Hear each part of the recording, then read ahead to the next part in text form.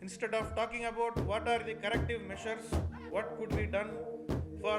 the development of Manipur soon in a week's time, PCC president and CLP leader and all the other senior